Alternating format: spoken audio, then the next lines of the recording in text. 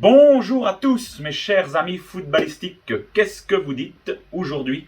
Je suis en compagnie de mon ami Faredinho, qu'on ne présente plus. Comment ça va? Ben, ça va toujours quand je vous vois. Moi aussi, quel plaisir toujours de t'accueillir pour parler foot, pour parler belge. Et aujourd'hui, on va malheureusement encore une fois parler d'un retraité. Ils suivent, hein? Oui, ils se suivent après l'annonce de Eden Hazard, Mignolet et Toby Alderweireld. Nous avons dans un fameux cadre qui a décidé de prendre sa retraite, notre cher ami Axel Witsel. Une réaction? Oui, triste parce que bon, vous savez que j'aime beaucoup ce joueur. C'est vrai. Pourquoi? Parce que bon, on l'a suivi aussi au Standard hein, dès le début. Et je l'ai suivi toute sa carrière un petit peu, et en équipe nationale, bien sûr. C'était une nouvelle génération qui arrivait à l'époque déjà. Ouais. Moi, je me souviens encore de lui quand il avait 16 ans et qu'il a débarqué au Standard où c'était vraiment l'espoir, le futur de l'équipe nationale. Et là, c'est quand même quelque chose de se dire qu'on a pu vraiment voir toute sa carrière et d'arrêter à 34 ans. Une carrière qui est faite un petit peu de rebondissement, puisque forcément la grosse explosion au Standard de Liège. Oui. Il s'en va à Benfica où ça se passe super bien. Oui, c'est vrai. Il fait pas une saison. Enfin, là-bas, je me souviens, son coach le faisait jouer presque partout parce que tellement qu'il était bon. Il a même joué en défense, il a même joué latéral gauche, droite. Enfin, c'était vraiment. Et puis il s'en va un peu contre toute attente au Zénith. Ouais. Où il fait sa petite carrière là-bas. Bon, ça reste sympathique. Clairement, il part un peu pour l'argent, on va dire à l'époque. Mais on s'attendait plus peut-être à ce qu'il aille dans un grand club à un moment où il était quand même pas mal courtisé. Et puis il est parti vraiment vers le Zénith, qui restait à cette époque-là encore quand même un club qui disputait quand même la Ligue des Champions, les différentes Coupes d'Europe en tout cas. C'est vrai. Et après il est parti en Chine où là ça a été un peu compliqué.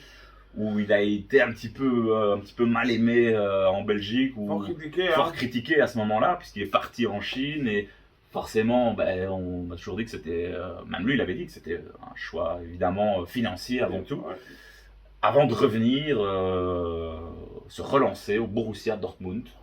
Dortmund où ça s'est bien passé aussi pendant un petit temps, sur la fin un peu compliqué, et il a été retransféré ici à l'Atlético pour les dernières saisons.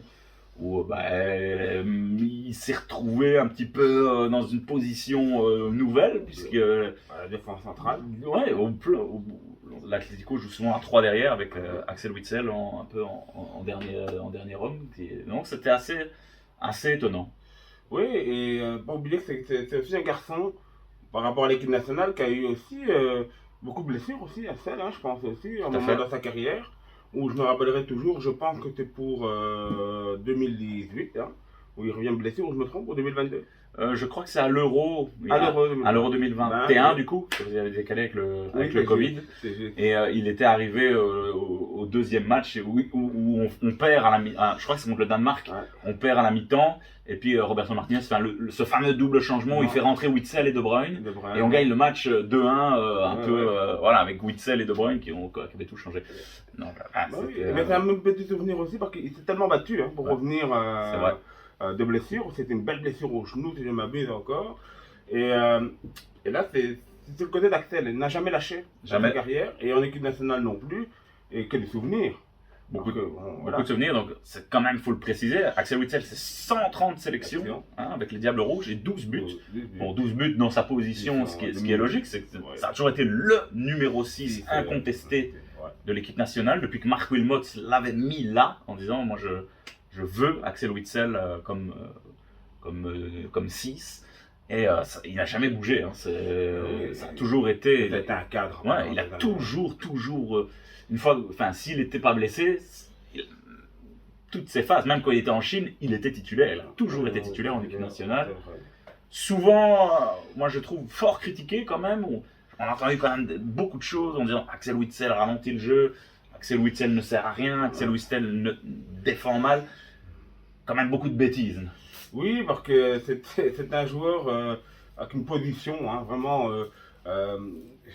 C'est un caractère aussi, Witsel. C'est quelqu'un de calme, je trouve, sur le terrain. C'est propre, voilà, exactement. Ouais. C'est vraiment le bon thème. Parce que ça ne dirait peut-être pas un meneur d'homme, mais un homme de vestiaire.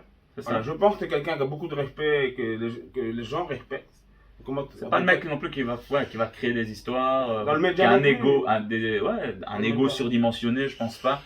Sur un mec qui est tourné vers l'équipe. Il faut lui rendre hommage, il a vécu des choses en tant que plus jeune au Standard. Compliqué. Compliqué avec l'histoire Vasilevski, bien sûr. Et il est remonté. Dans sa carrière, voilà, il n'a jamais rien lâché. Et c'était pas quelqu'un qui a provoqué le public pour moi. Et voilà, un bon gars. Il en a eu des critiques. Hein. Un bon gars, très souvent critiqué, mais moi je trouve que ça restait quand même un élément très très important. Et moi je me souviens vraiment l'apogée quand même au niveau de sa carrière à la Coupe du Monde 2018 où il fait vraiment une Coupe du Monde exceptionnelle. Et si on a été loin, ça a été aussi en grande partie grâce à lui et ce duo qu'il avait avec Fellaini qui était incroyable. C'est tout un trio. C'est le dernier du fameux trio avec Fellaini et Defour qui prend sa retraite internationale, on précise. Il continue toujours à jouer à l'Atlético. Mais voilà, un petit peu déçu malgré tout, ça se finisse comme ça. Est-ce que selon toi, est-ce qu'il arrête vraiment parce que il a 34 ans et c'est trop tard? Ou faut-il encore le rappeler qu'il n'avait pas été sélectionné à la toute première sélection de Domenico Tedesco? Mais après, honnêtement, je pense que c'était déjà prévu. Hein. Moi, je pense. Hein. Ouais. Je pense qu'il était préparé, qu'il ne doit peut-être pas repris et que peut-être alors il s'est dit si tu vas repris, j'arrête après ou je ne sais pas. Mais je pense qu'à un moment donné, quand on est dans une équipe avec ses copains, je pense qu'on laisse la concurrence aussi. Elle est jeune, elle est belle. Ouais. Et regardez sa position, hein, on va pas tous les tester. Mais il y a de la concurrence. C'est tous les gamins qu'on a envie de voir maintenant. C'est vrai. Et Axel a 34 ans. Je pense qu'après Hazard, après tout Mignolet, toute cette génération-là, finalement, qui arrête en équipe nationale. Mais je pense que c'est un choix aussi voilà, personnel. Mais voilà, j'ai envie de voir un petit peu. On a envie de voir la suite. La suite, et voir si maintenant, au niveau club, c'est compliqué aussi avec Tico pour lui. Hein. Ouais, c'est pas toujours évident. Plus rose, hein. Non, il a joué au début de saison. Voir des titulaires, c'est pas tous les jours facile. Qu'est-ce qu'il va faire? Ça, c'est encore. Est-ce qu'il va encore jouer longtemps? Hein. On verra bien. Mais en tout cas, je pense qu'on peut quand même le dire ici que ça a été un grand joueur et qui a vraiment contribué à remettre la Belgique au devant de la scène avec cette génération dorée. Et il faisait partie vraiment des 4-5 mecs les plus importants, hein, avec Hazard, De Bruyne, Lukaku. Au milieu de terrain, ça a toujours été indéniable. Witsel a toujours été le titulaire et c'est la classe. Et je sais qu'il faut dire parce qu'il y a une personne qui va me reconnaître. Excusez-moi, perdez mon micro. C'est pas grave, c'est les aléas du direct. Même si on n'est pas en direct. Non, mais... non. Donc, je disais que simplement, je voulais rendre un petit hommage à une collègue qui adore Axel et qui le trouve très beau. Et ça, c'est beaucoup de femmes aussi me le disent. J'adore Axel, voilà. Donc, c'est une simplicité en fait. Qui a lancé aussi cette chevelue mania qu'on avait appelée avec Fellaini où les supporters se sont baladés avec des perruques à l'image de Witsel et Fellaini. En Coupe du Monde, en Coupe d'Europe, c'est vrai, hein, c'est un personnage et un style. Voilà, numéro 6, parfait. Voilà. Un petit mot aussi quand même, parce que ça a été annoncé dans la foulée, même si bon, on savait que pour lui ça allait être compliqué quand même de revenir en équipe nationale.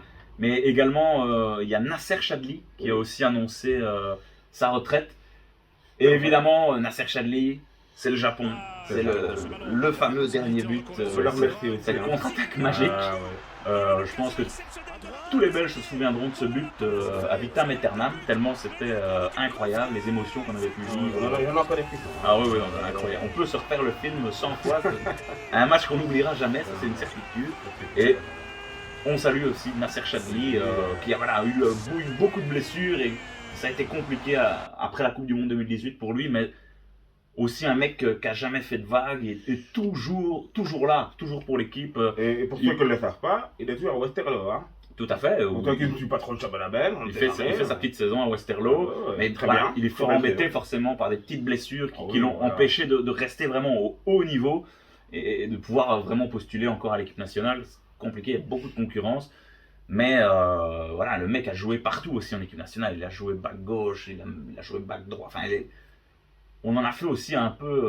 On l'a mis partout, Nasser Chadli. Et c'est un mec qui a toujours été aussi un peu à l'image de Witsel. Hein. Je pense que c'est des potes d'ailleurs. Et voilà, un mec aussi qu'on tenait à saluer, n'est-ce pas? Ben oui, voilà, merci Nasser Chadli. C'est vrai que voilà, ça fait partie des joueurs comme ça qu'on n'oubliera pas. Et c'est vrai que peut-être moins présent qu'Axel par exemple, mais c'est aussi important. Il a fait partie d'une sélection et des compétitions très importantes. Tout à fait. Voilà. Bon, j'espère qu'on refera pas une vidéo. La prochaine vidéo sera sur Kevin De Bruyne. Oh non, pas tout de suite. Au moins l'Euro. J'espère. Au moins une Coupe du Monde. Allez. Voilà. Après, il a 31 ans. On croise les doigts. On croise les doigts.